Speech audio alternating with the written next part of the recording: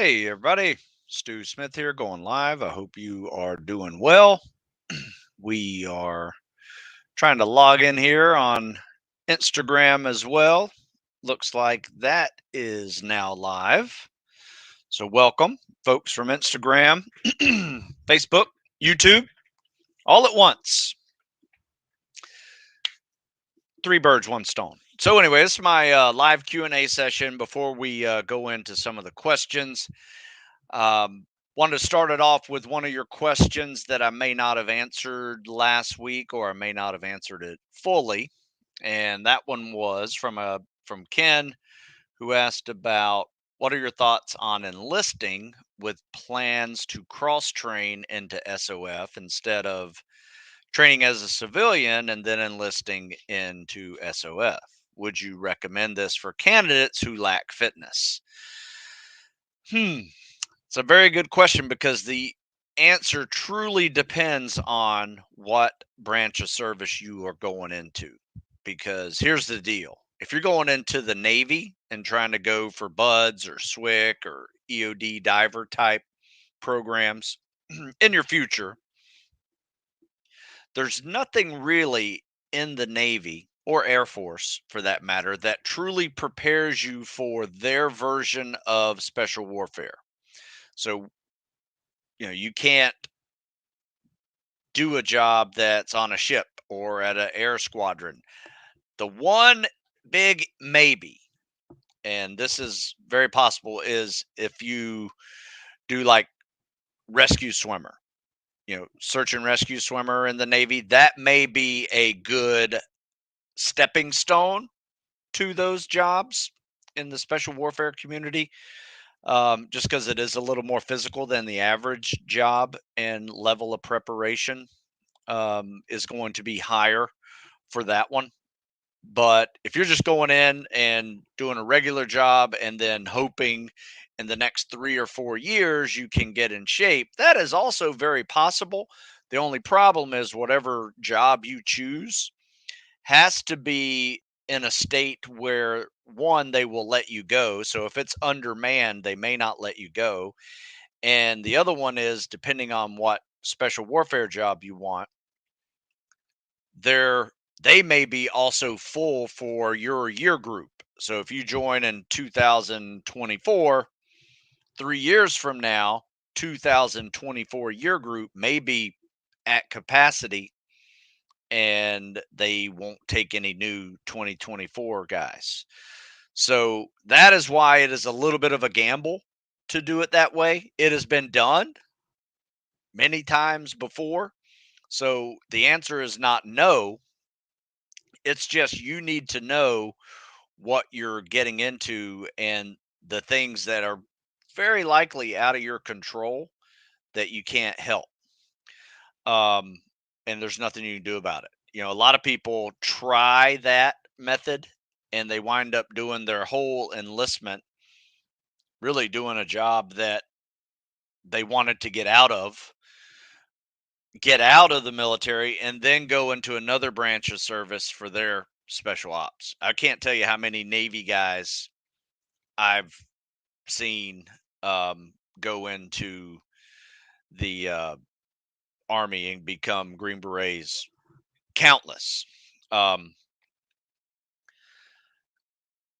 yeah, Jackson kind of adds another dimension to this. Former law enforcement going into FBI. Yeah, that's definitely a really much easier transition. So just like you going from a police officer into the FBI, it's kind of like that next step in your career progression. The Army and the Marine Corps have this very similar progression. So if you join and become a soldier or a Marine, let's say you go infantry, that is going to be very hard, and they will prepare you for that job. Now, there's a lot of your ability that has to go into that process as well. Then there's next levels to that. There's recon, there's airborne, there's rangers, all of these, air assault, all of these different schools and training programs that make you just a little bit tougher, a little bit harder, a little bit more mature. Next thing you know, you're a great candidate for Ranger Battalion or Army SF or those kind of programs. There's a logical progression in those two branches of service, whereas the Navy and the Air Force really rely on more people coming from the civilian community, finishing their boot camp basic training, going through prep, then going into straight into their spec ops training, because there's just nothing in those branches to prepare you progressively like there is in the Marine Corps and Army and law enforcement, the federal law enforcement, and even police into SWAT. That is a like conventional to non-conventional um, service option that is very similar. You just have to train harder, get in shape for that selection, and those things differ every county, every state. If it's not a federal law enforcement agency. But anyway, I'm working on that article. I'm going to write that one up, and pretty much everything I just told you, I'm probably going to put on paper, uh, and that'll be up on military.com probably Wednesday, a couple days ahead of schedule. Let's see what we got over here. Going live over here on Instagram. Looks like, hey Stu, from your experience, have you had bad IT band pain from any rucks in the past? Not from rucks, but just everything. So rucking, running, swimming with fins, that's a real big one. That those big rocket fins, those can definitely add to an IT band pain when you are getting some high mileage and runs and rucks. And it sucks. I mean, you gotta massage it, you gotta compress it, whatever you can do. I have found, I know foam rolling isn't a cure for IT band, but it makes it feel better.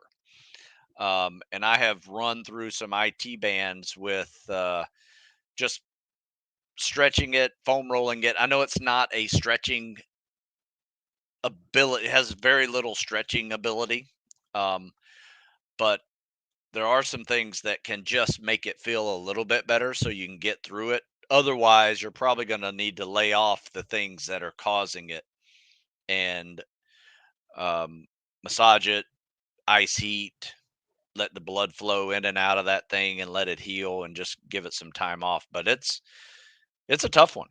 It's a tough one to deal with. But you Google that and go on YouTube. There's plenty of doctors of physiology or doctors of um, physical therapy that can really help you out with some ideas on how to deal with that. How to improve running and swimming.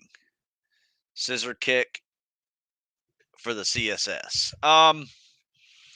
You gotta practice both. And in fact, I have a great article,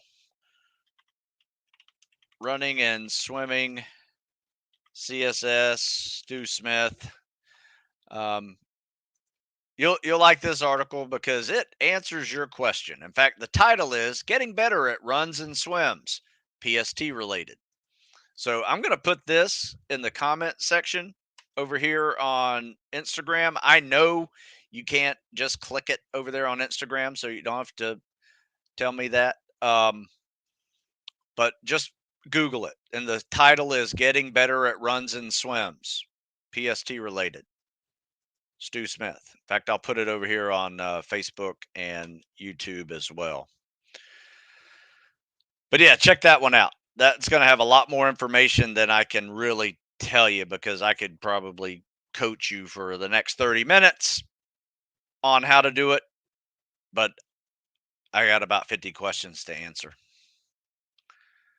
Thank you for the videos. I finally got to where I could get a 2-second glide for my CSS. I'm older than you, so not training or preparing for anything. That's awesome. Yeah, man, you get that kick right, you can get a 1 Mississippi, 2 Mississippi, pull.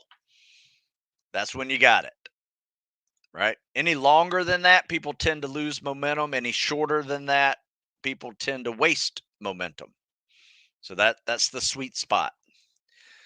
Um, Stu, I want to work out with the ab wheel too. Do you have an idea of a program that mixes sit-ups with some sets and reps of an ab wheel? I like the ab wheel too. In fact, I kind of do it on a TRX called the rollout. So it's very similar to an ab wheel rollout, but my forearms are in the TRX. I'm standing, all slack is taken out. I get into that horizontal position and then put my hips up. Just as hard as an ab wheel, if not harder, I think. Um, in fact, I introduced my wife to them a few years ago, and we had this big Papazon chair, and she was stuck in it because she couldn't get out of it after the day after that, and didn't even feel like she did much during the workout. But the next day, it answered that question: "What did she do?" And she did a lot, and it definitely makes you feel like your core has been fully engaged.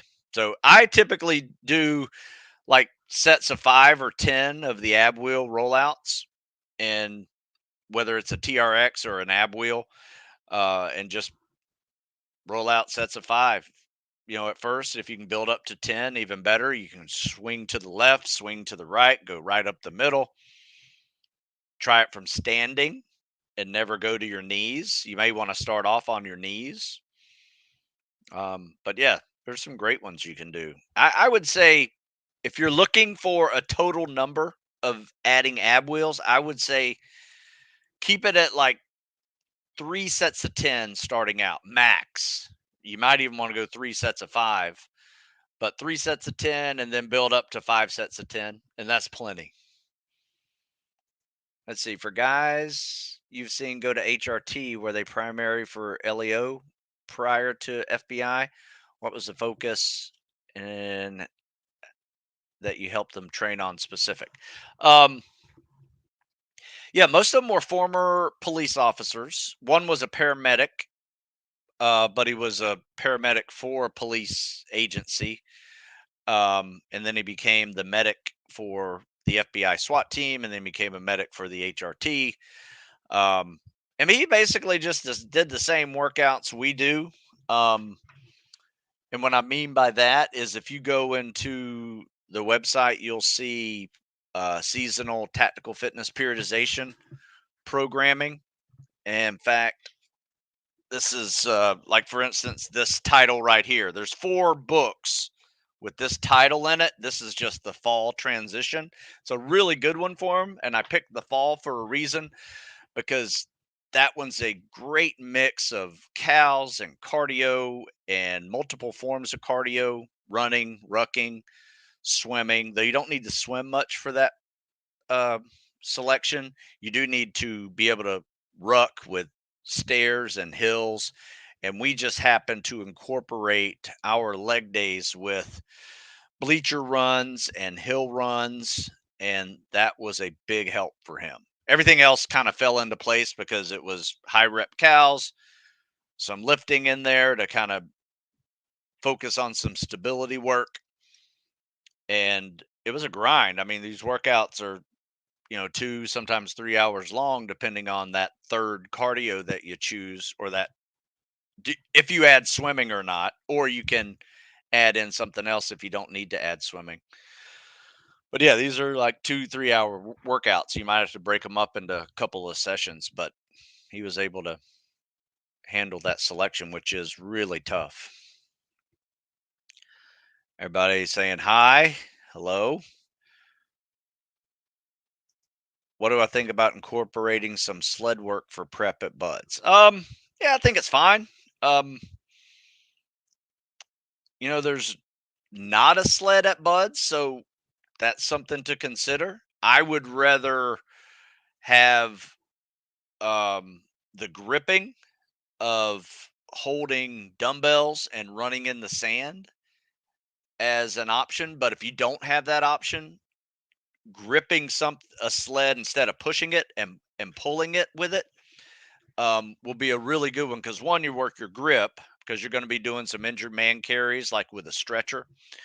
Um, You'll be running on soft sand. There'll be load bearing stuff with boats. So anything that you can do to make running, walking harder is a good option. Now, it doesn't have to be a full sprint. It can just be a grinder for 50 meters.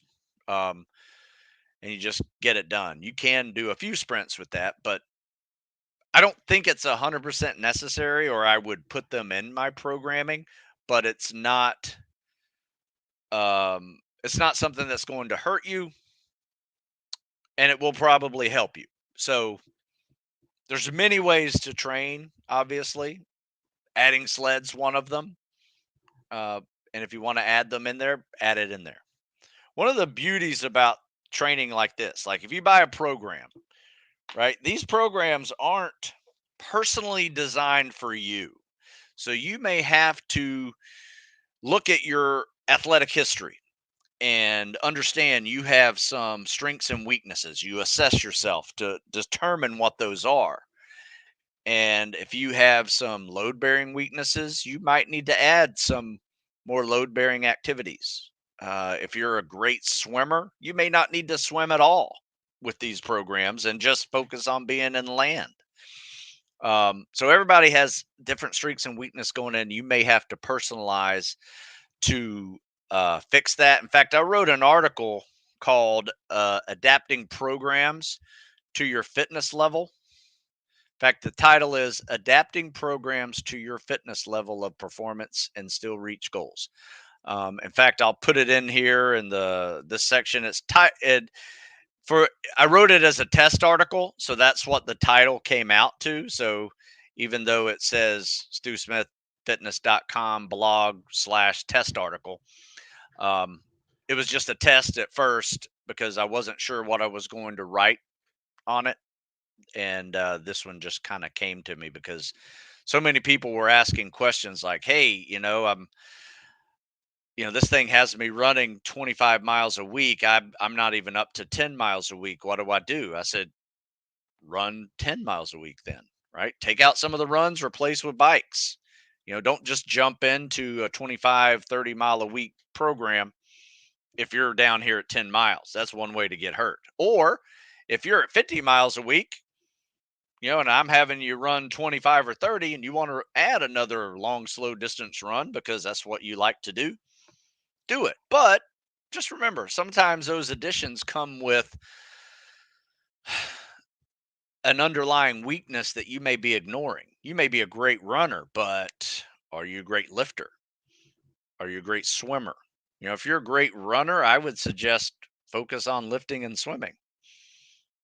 Let the running kind of just stay at a nice, steady, above average level. Because I promise you, your weaknesses will be exposed no matter what selection you're going through at some point, whether it's the first day or the first month, kind of depends on you.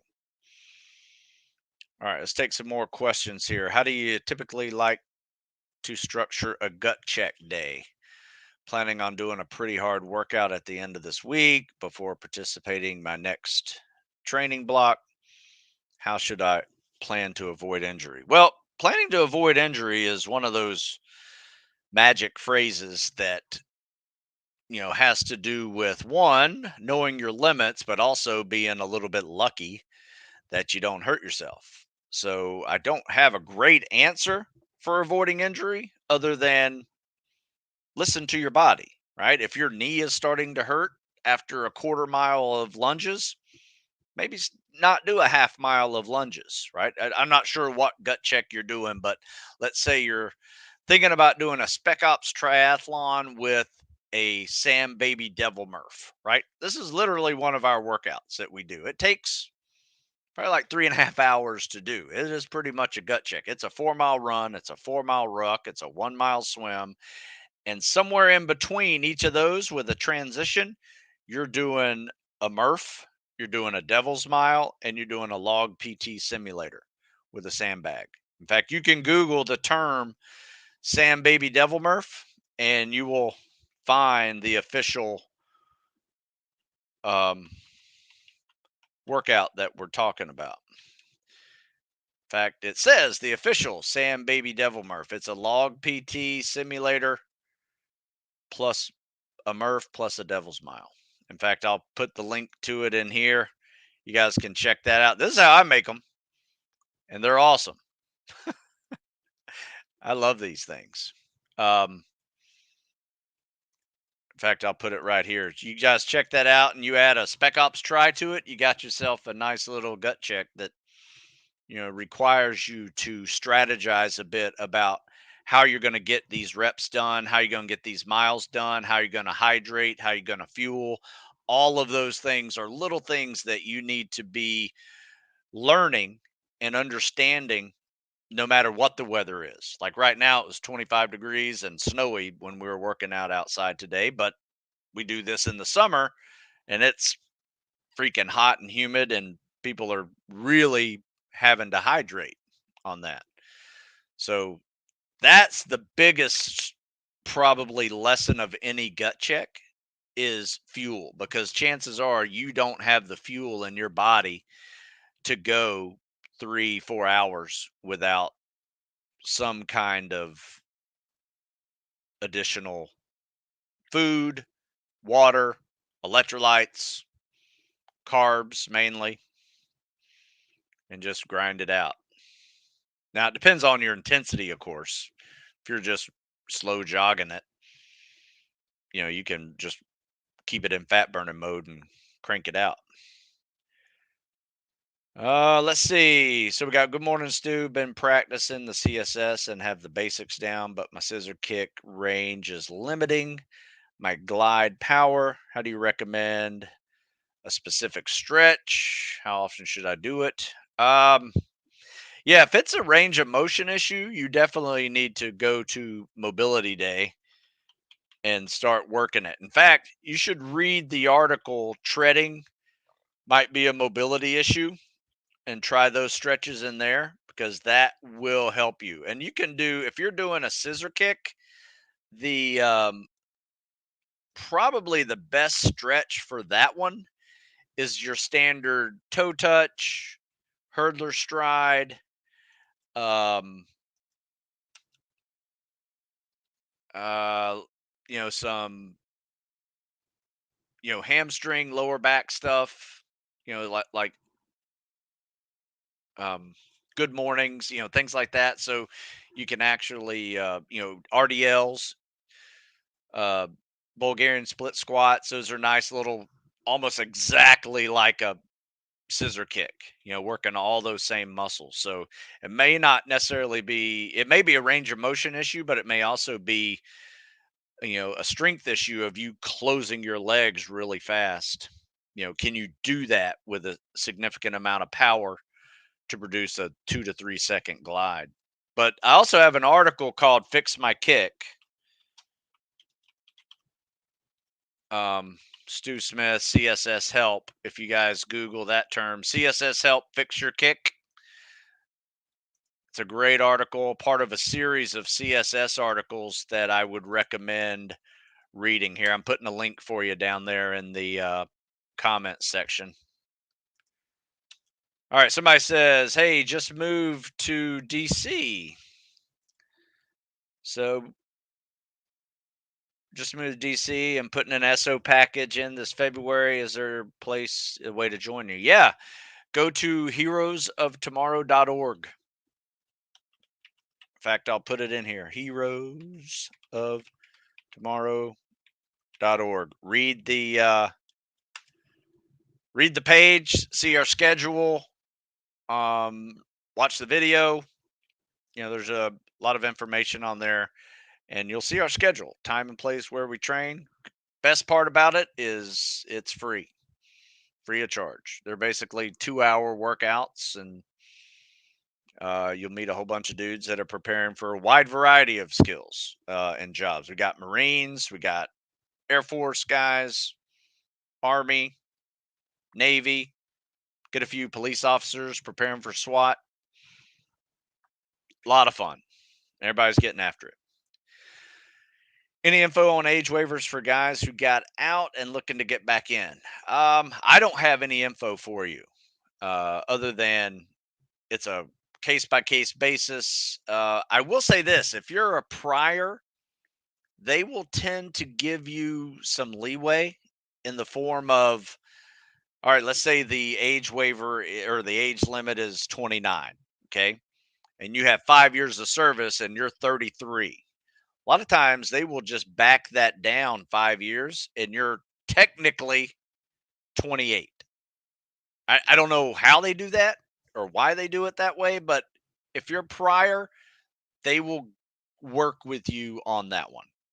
Seen it happen dozens of times, but I've also seen it happen with civilians too. So there are age waivers available. You just got to be a solid candidate in order to get one.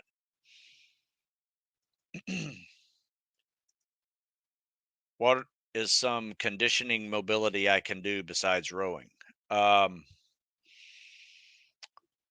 I mean, we do biking, stretching, elliptical, swimming. Swimming's probably one of the best. Treading water, aqua jogging. All of those are things that we do.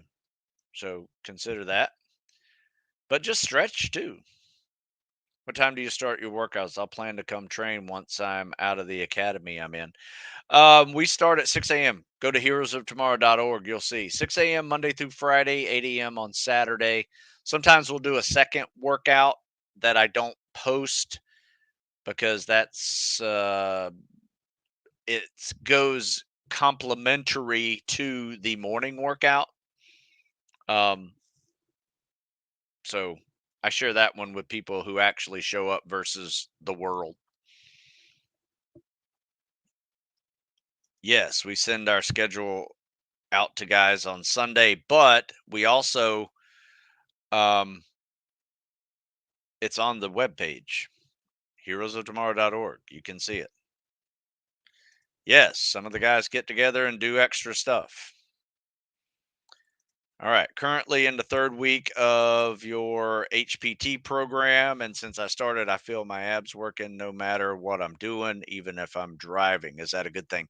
Well, it's just everything that you do is an ab exercise, right? When you're lifting, it's an ab exercise. When you're doing farmer walks, it's a real ab exercise. Um, Even though you're not doing a lot of sit-ups, you might be doing some planks, all those things. So your core is being engaged in probably some ways that are new to you, right? And usually that has to do with the lifting.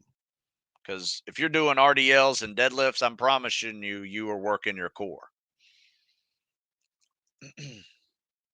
Talking about IT band pain, one side effect of the knees over toes program exercises really help with IT band pain for whoever asked that question. Yeah, knees over toes. Check out that protocol for training. Um, Now this is a real stupid question. Did you ever enjoy killing someone? I can honestly say that has not occurred to me. So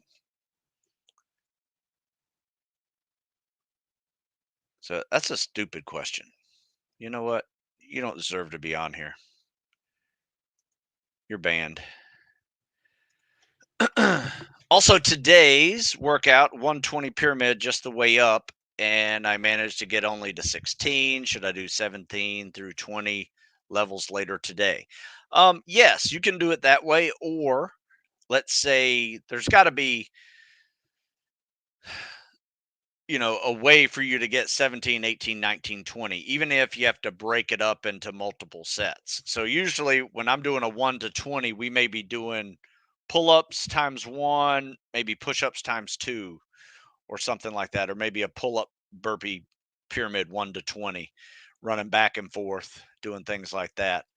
Burpees, no problem. You can get those done. Push-ups usually aren't the failing problem. It's usually the pull-ups. So if I'm starting to fail at pull-ups, in fact, we did this one a few weeks ago, and I started failing at about 17 as well. So I would get up to like 12 and then hop down, do my push-ups, and then do 5 to get 17 that set.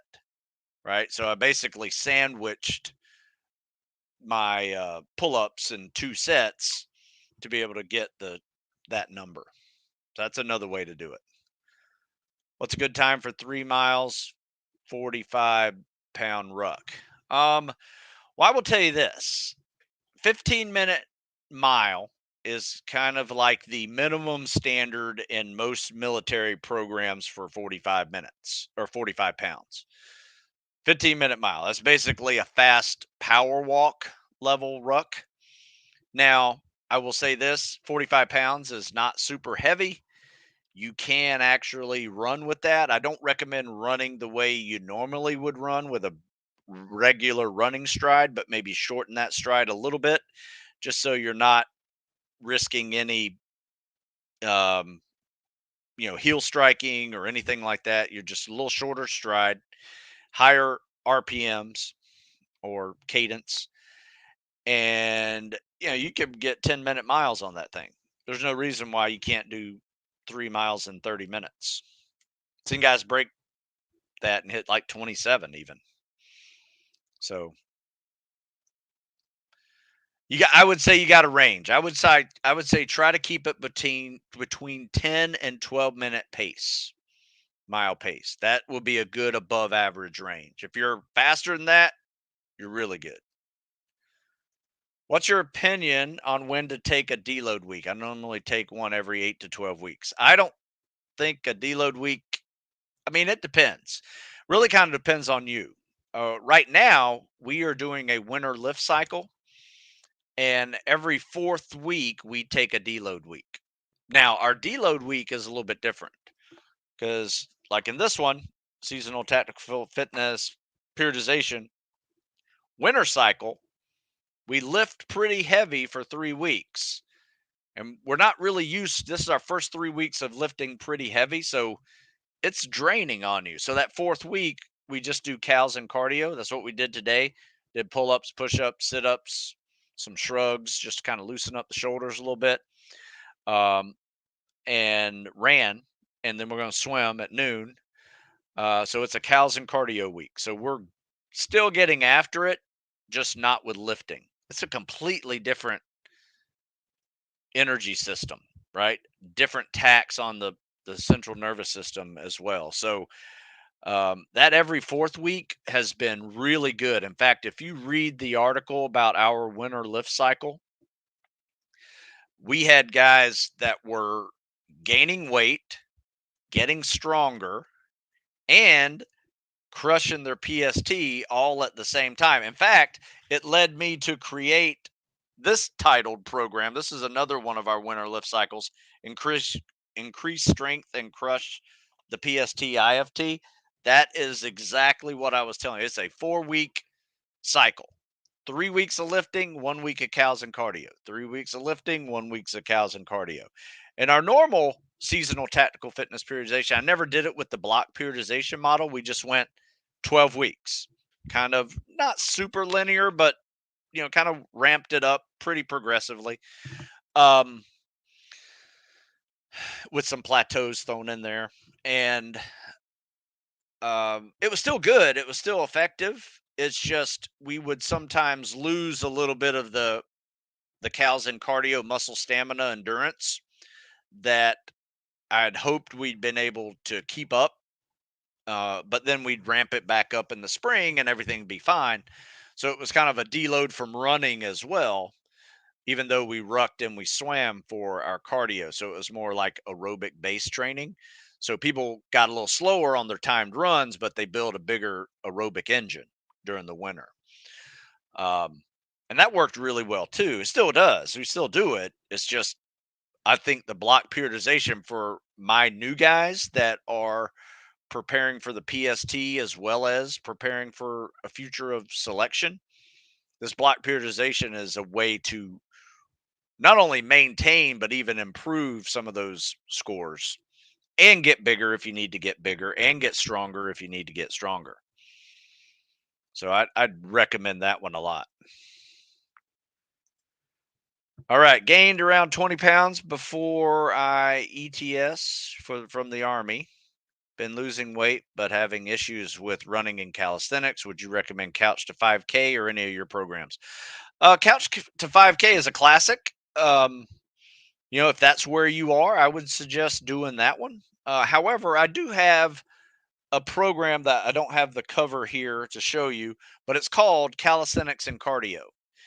Um, and it is probably exactly what you need, to be honest with you. It is a program that has a beginner, intermediate, and advanced progression into it.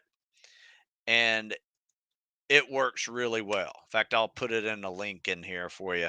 Works really well. In fact, I've had guys, because it has swimming in it as well. If you don't want to swim, you can just bike and replace basically every 500 yards of swimming, you replace with 10 minutes of some form of cardio. Um, and so you might have 1,000-yard swim, so you got 20 minutes of cardio to do instead of swimming if you want to replace swimming. But a lot of people have used this as like before they weren't very good at the PST, like failing it. Um, and they used that one as a precursor to the phase one Navy PST workout. And then they built up to a level where they were passing the PST. Some were even really good at the PST if they learned how to swim as well. Got their swim down below 9, and then they took the PST one and were ready to, crush the PST and join, and then spend some time getting ready for the next phase of that selection that they were choosing.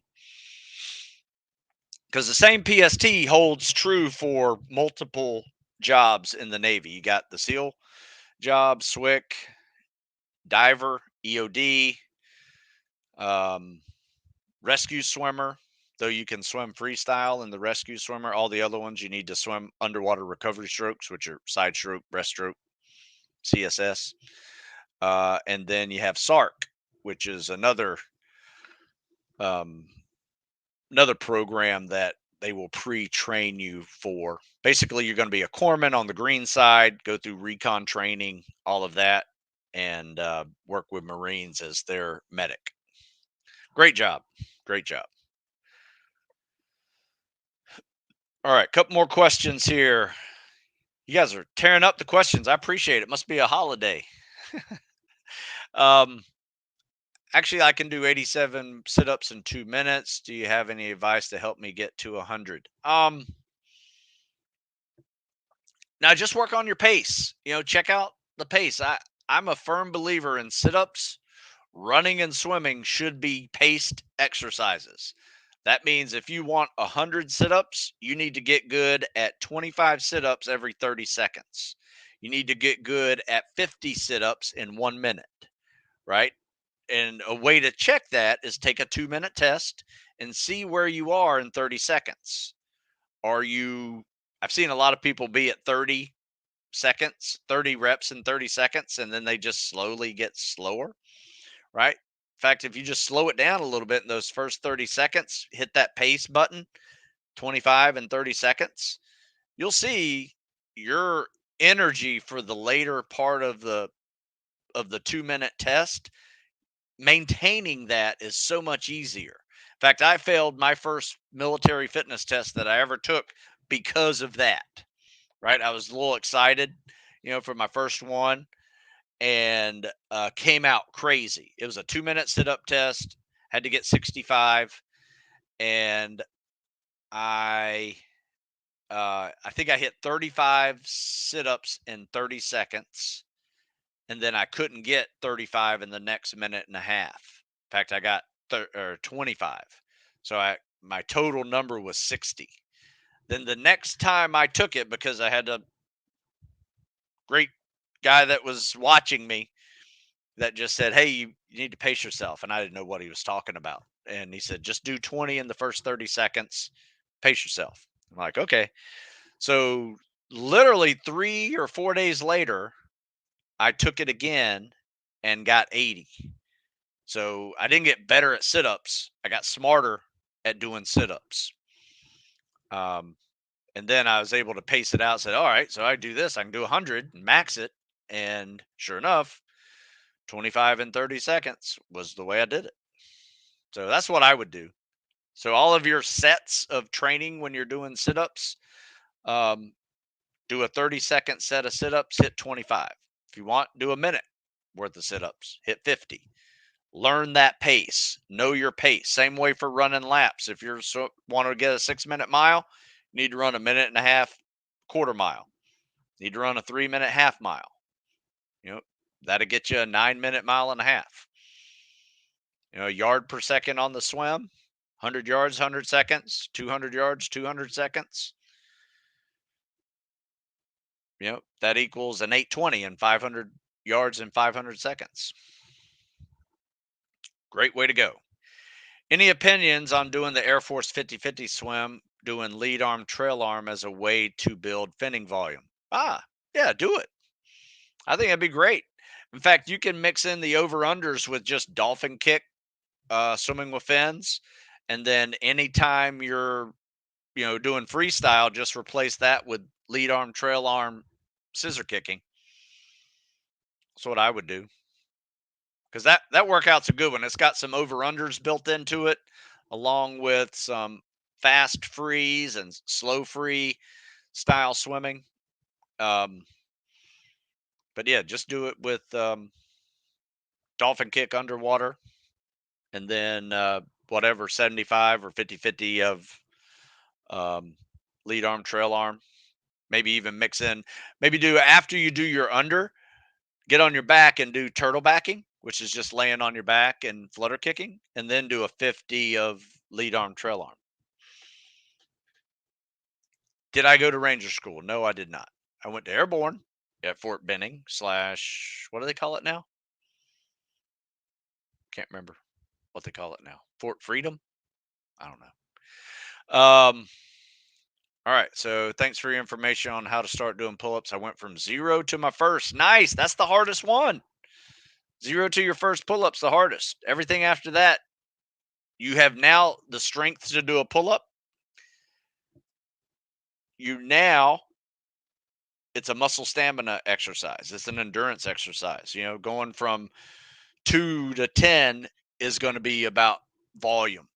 So keep doing your pull-ups, keep failing at pull-ups, and replace them with a lighter version just to get some more reps in.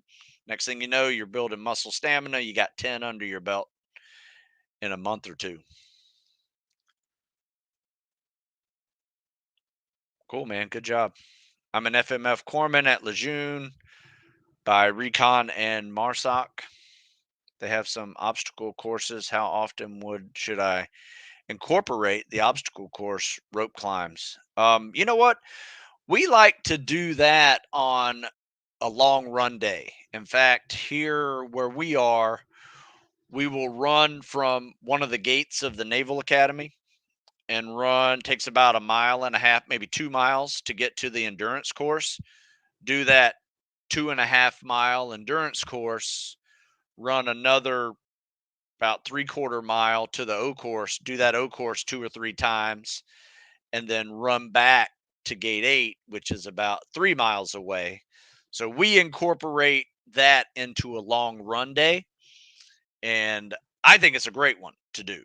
So it kind of helps you with endurance, helps you with some stability, agility, some speed work in there, dependent, in between obstacles. And it's just one of those great days to do agility, speed work mixed in with some, overall endurance work. So that'd be my advice. That way your arms are fresh to climb, and you work on your technique for rope climbs. Make sure you're using your feet to squat up the rope versus pulling up the rope the whole time, because you'll be limited with that one. Getting snowed in next few days. Yeah, I wish we were snowed in. We did have snow on the ground though today, and tomorrow looks like we will have about 2 inches. Woohoo! First snow in about 3 years here. But yeah, enjoy it. Do what you can. Doing the 30 days cows and cardio, need to get about 20 minutes of cardio. Can't run, bike, or swim. I would suggest, if you really want something to do in the snow, And this is something we do, um, is we put on our boots, long pants, double up our coats, and put a backpack on or a weight vest, and we go ruck in the snow. We call it snow rucking. A lot of fun. Um, dress warm. And one time, one of our guys' last day workouts before he shipped and went on to Buds is he wanted to do a ruck, and we picked a really bad day to do it. It was snowing, ice on the trail, but luckily it was snow covered, so it wasn't that slippery for us. And we rucked about 4.5 miles to get to a Chick-fil-A. Took off our rucks, ate breakfast at Chick-fil-A, and then rucked back. That was his going away PT. That was a lot of fun. So, basically 9 miles of rucking with a half of it with a, chicken biscuit in there. Fort Moore. I couldn't remember. That's what Fort Benning is now. Good point. Yeah, snow rucking is a lot of fun. Hey, when 18 months out from selection, what would you recommend doing up until you're close enough to commence specific training programs?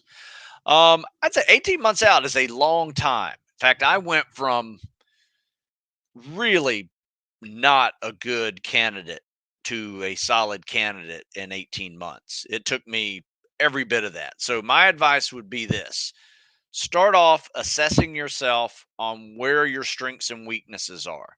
For me, I was a powerlifting football player type, so strength, power, speed, agility was not an issue. Endurance, muscle stamina, flexibility, mobility were probably and swimming were my biggest issues. So I basically did calisthenics and cardio of like a triathlete would do cardio. So I ran, I biked, I swam, and that was it.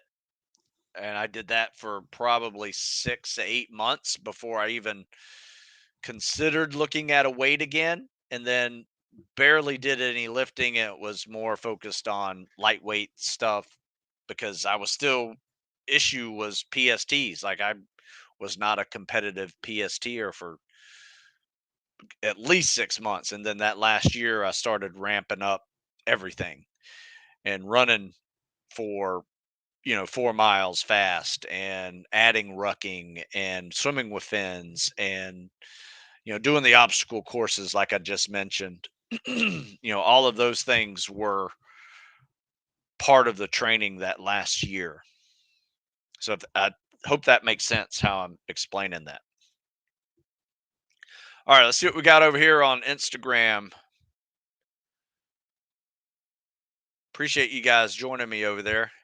Enlisted with a college degree. What are your thoughts specifically for Navy or SEAL? Um, you look, there's multiple jobs in the Navy, right? Especially the SEAL, right? Do you want to be an officer or do you want to be enlisted? I let that be your choice, because there's always the opportunity to get a few years of enlisted training under your belt. One, you may want to stay enlisted, be a chief, master chief, go through that for 30 years of your career. Or you may say, you know what? I think I could be a better leader than what I'm seeing and go to OCS and come back to the teams as an officer.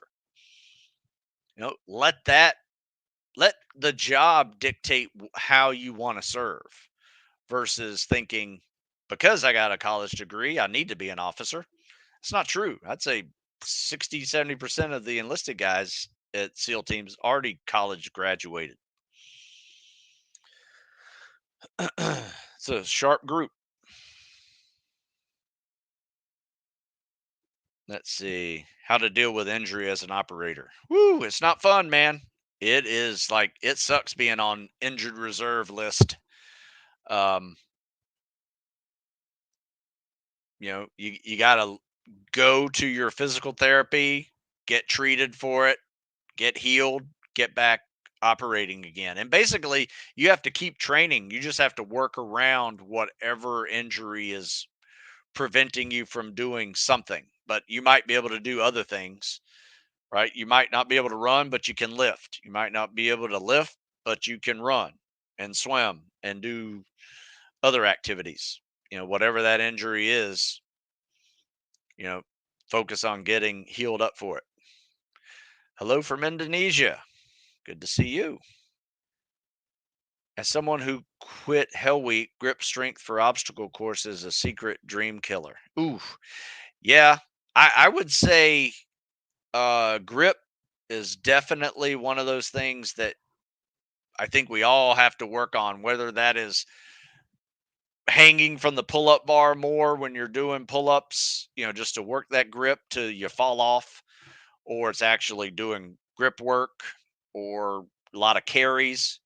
I have found that a lot of farmer carries is probably my best um, grip builder, but it's also a great core builder as well.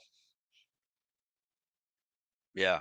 Another one, I've seen a lot of short people not make it through that obstacle course, especially on that dirty name. That's a that's a tough one to get over as well. I've seen people, yeah, that's a dream killer. You're right. That's a good point. Bunch of dream killers out there. Cold water, dark water, heavy boats, logs.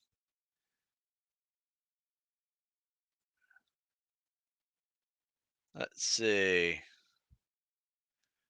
Looking for more questions here. How often do you recommend ruck running with light weight? Well, I will say this: we ruck with moderately, depends on how you define light. I would say light being about 20 pounds. Moderate weight would be about 45, 50 pounds. Heavy weight would be anything over 75 pounds. Um, we usually do about a 50-pound ruck 2 days a week and we do them on leg days. So for us are the way we top off a leg day. So, or if you're going to buds, you can opt to swim with fins on leg day to top off your leg day. We also do something called the Spec Ops Triathlon, which is a run, ruck, and a swim with fins. Great way to work the legs in an aerobic fashion. Can I submit a video for critique of my freestyle and underwater swim technique? Sure. I'm not the best freestyle coach, but I can see what you're doing right and wrong, um, and refer you to some freestyle coach videos that I really like. But underwater swim, absolutely. You can send both of them. Just send them to my DMs on Instagram, probably the easiest way to do it. What percentage of my 1 rep max on bench press should I go for to do 5 or 10 reps? Um, Yeah, that's going to range significantly. Typically, we go about 75, 80% of our 1 rep max for 5 reps, and we'll do 50 to 65% for 10 is where we normally are. But my advice is this, if you're doing 5 sets of that, probably your numbers are going to change each time. So you may have to adjust the weight in order to get that. And there's going to be some sets that are kind of hit or miss, right? My advice would be this: pick a weight to where you do it 5 or 10 times, right? And that's usually a good enough range to say, well, I went a little light then. So I got 10, but I could have gotten 15. That's way too light. Like if you get 10, but maybe could have got 11 or 12, that's perfect. If you go a little heavier and you get 5, but you might have been able to get 6 or 7, that's good too. Keep it there, but keep it close. Like if you pick a weight, you're going for 10 reps and you could get it 20 reps, that's the wrong weight, right? Try to pick a weight that fits that number. And usually it's in that percentage of your 1 rep max range. Not the same for everybody. Some people don't even know their 1 rep max. So that's why I don't put that suggestion in there. But if I say do 10 reps on a bench press, don't be able to do 12 reps on the bench press and get it a little lighter so it's more than 7. Good question, though.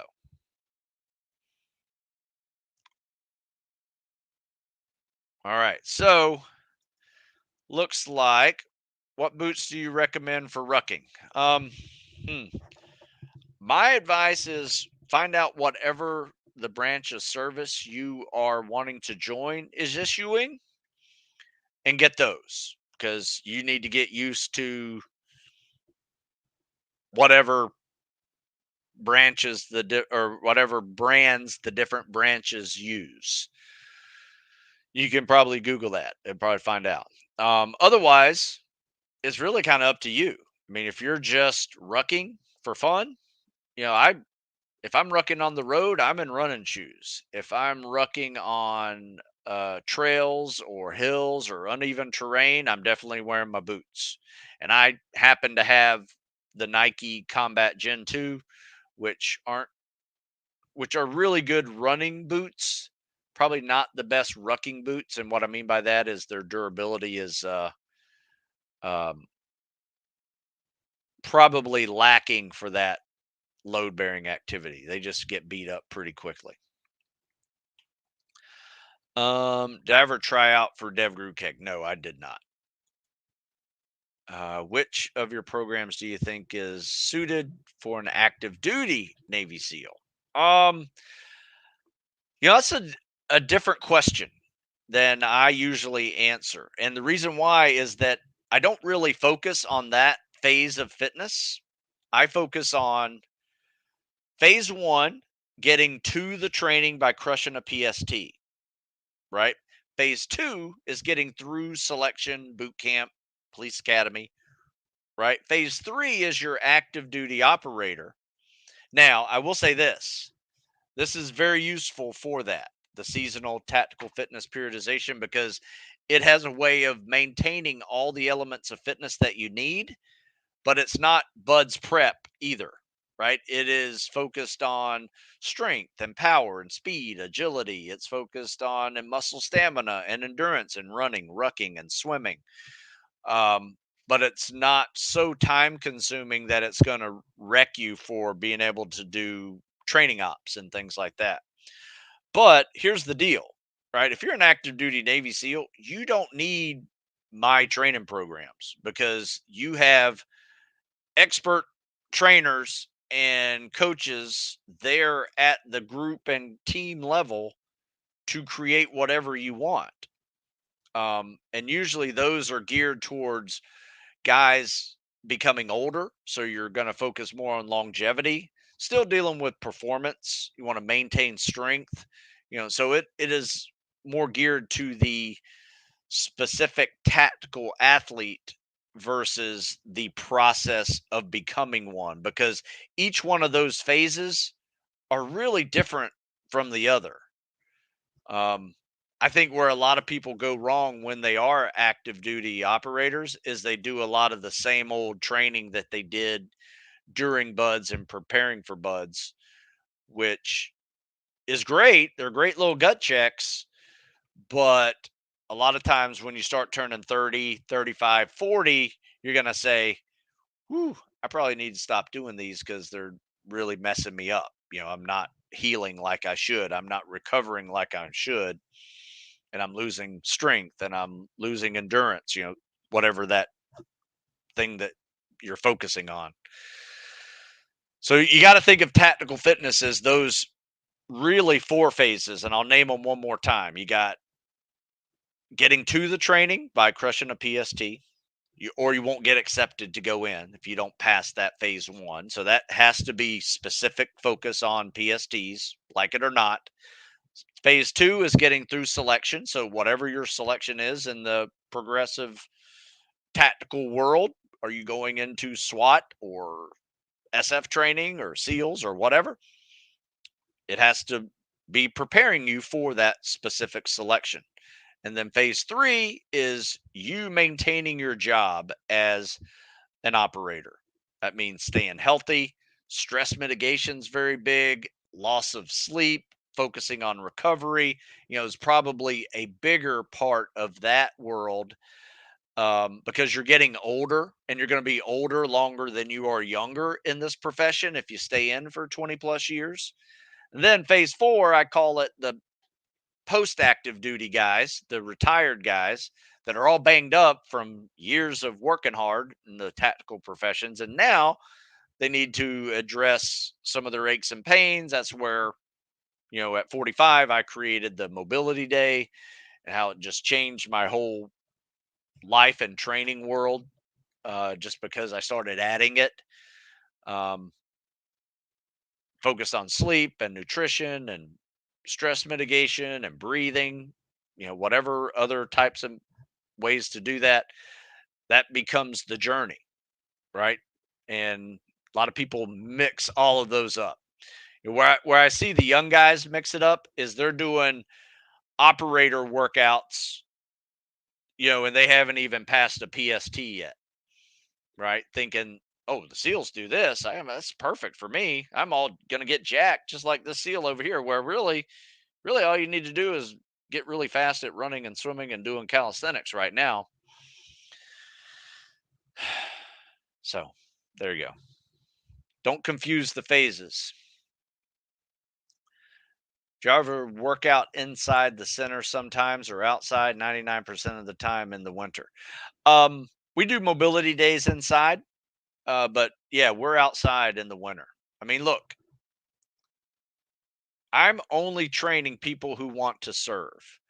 And like it or not, majority of your training and operational world will be outdoors in the elements, whether that is a desert environment or a particular winter warfare environment, anywhere in between. So you need to get used to being cold, need to get used to being hot, and how you strategically deal with that, whether that's fueling or hydration or just clothes you wear, all of that matters. All right, folks, that's been an hour. Tomorrow I'll be back with uh, some CSS critiques. So send some CSSs to me if you want, and I'm happy to review them for you. So I appreciate your time. You guys go check out StuSmithFitness.com. Use the live15 coupon code, say 15% um, off those programs. And if you got questions, send them. I answer questions all the time, whether it's from lives or by emails. You can send me an email, stu@stusmith.com. But if you're going shopping, StuSmithFitness.com. Check it out. All right, folks, I'm out of here. You guys have a good one, and I will see you tomorrow.